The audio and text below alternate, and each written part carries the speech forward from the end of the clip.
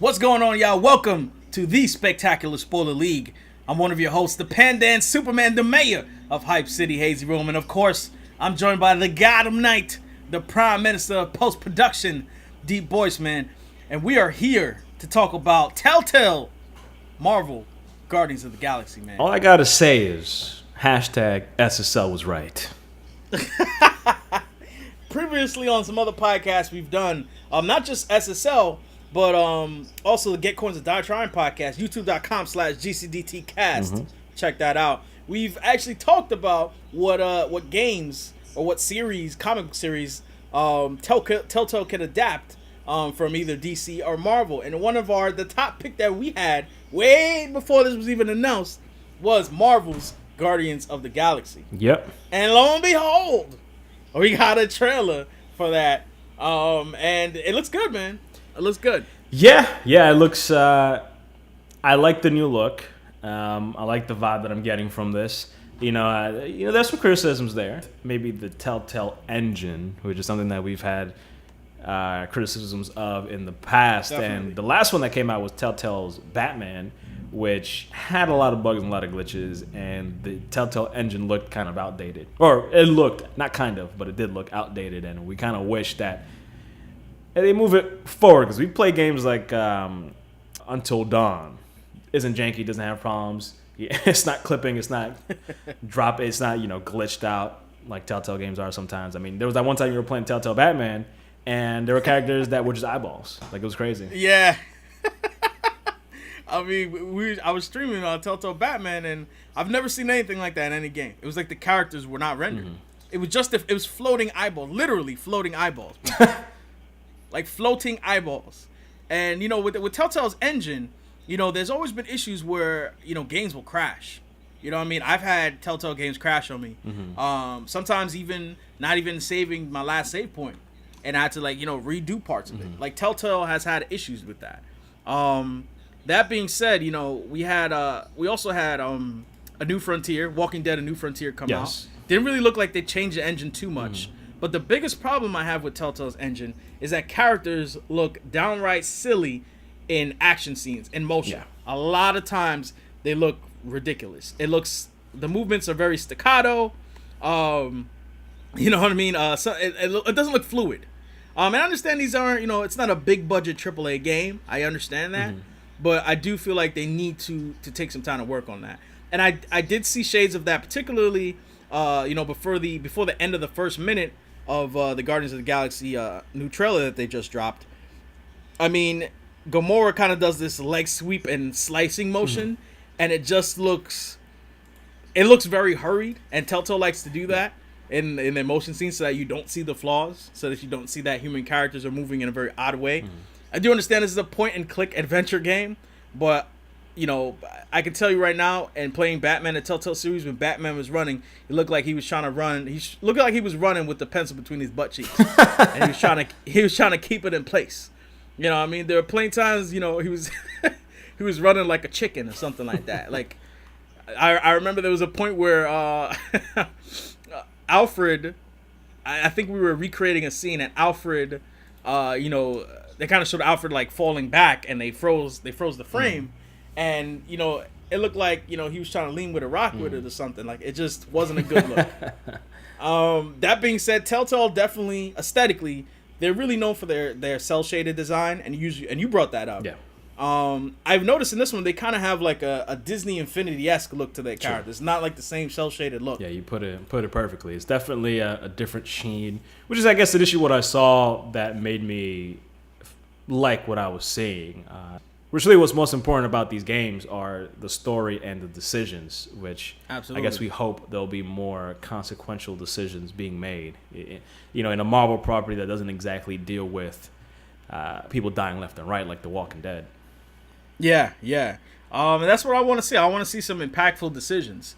They also look to be going head-to-head with Thanos, which I think is a fantastic move, because this game is obviously inspired by the movies. I mean, from the Guardians of the Galaxy team they have here, from the designs of the characters, even the fact that they're playing what's the song that's playing at the end of the trailer?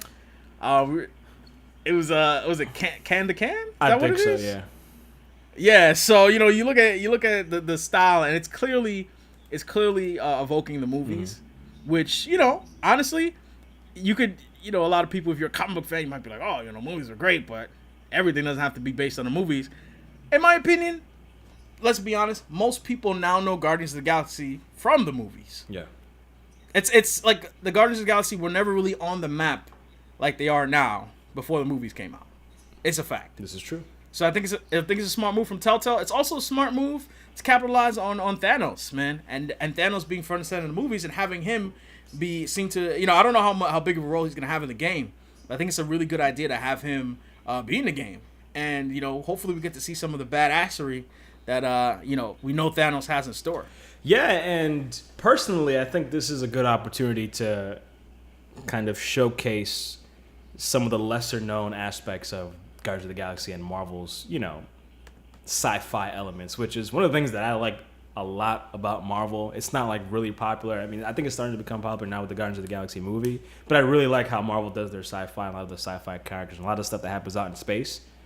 Yeah, the cosmic aspect. Yeah, so I'm looking forward to see what they do with that in this. Yeah, and and not to mention Telltale has pretty much had a decent track record with telling some good stories, some baller stories. Wolf Among Us, awesome. Walking Dead, particularly season 1, fantastic. Batman the Telltale series was pretty good too.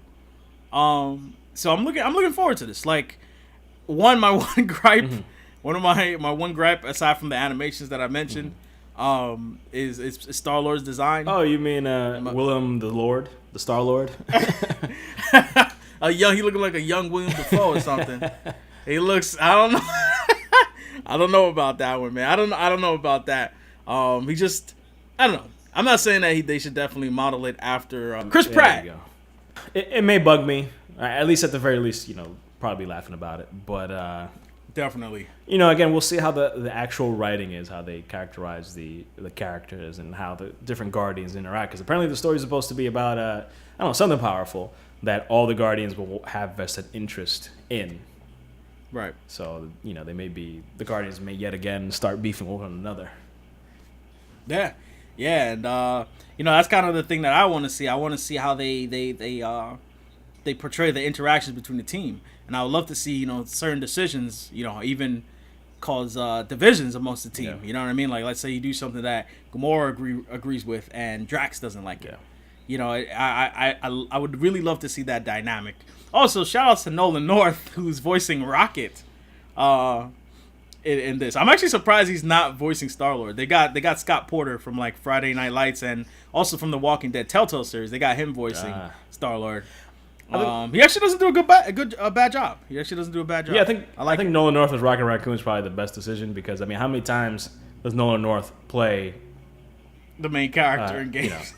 A male white guy that is, like it's too similar to Nathan Drake Star-Lord. So yeah, Nathan Drake and Star-Lord have some similarities. I agree. I think that's a smart move, and I think I would be surprised if it wasn't considered to have him be Star-Lord as well. But I think they made the decision that you basically pointed out, which is we don't want people to be like, oh, Star-Lord's basically Nathan Drake in space, because people are gonna do that. Yeah, absolutely.